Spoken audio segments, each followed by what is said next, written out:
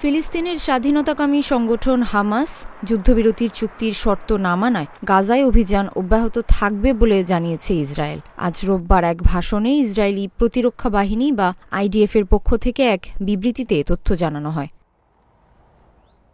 বিবৃতিতে আইডিএফ মুখপাত্র ড্যানিয়েল হাগারি জানিয়েছেন, যতক্ষণ হামাস তার দায়বদ্ধতা পূরণ করতে ব্যর্থ হয় ততক্ষণ গাজা যুদ্ধবিরতি শুরু হবে না। এর আগে ইসরায়েলি প্রধানমন্ত্রী বেনিয়ামিন নেতানিয়াহু জানিয়েছেন, হামাস জিম্মিদের তালিকা প্রকাশ না করা পর্যন্ত গাজায় যুদ্ধবিরতি হবে না। ইসরায়েলের প্রধানমন্ত্রীর কার্যালয়ের পক্ষ থেকে বলা হয়, ইসরায়েল প্রতিরক্ষা বাহিনীকে যুদ্ধবিরতি শুরু না করার নির্দেশ দেওয়া হয়েছে। এটি স্থানীয় সময় সকাল 8:30টায় কার্যকর হওয়ার কথা ছিল।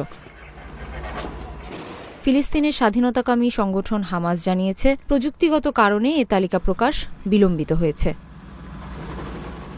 যুক্তরাষ্ট্র, মিশর ও কাতারের মধ্যস্থতায় গত 15 জানুয়ারি যুদ্ধবিরতিতে সম্মত হয় ইসরায়েল ও হামাস। যুদ্ধবিরতির চুক্তিতে বলা হয়, গাজায় যুদ্ধবিরতির প্রথম দিনই 737 ফিলিস্তিনি বন্দীকে মুক্তি দেওয়া হবে। আর এসব বন্দী মুক্তির বিপরীতে 33 জন ইসরায়েলি জিম্মিকে মুক্তি দেবে গাজার স্বাধীনতাকামী সশস্ত্র গোষ্ঠী হামাস।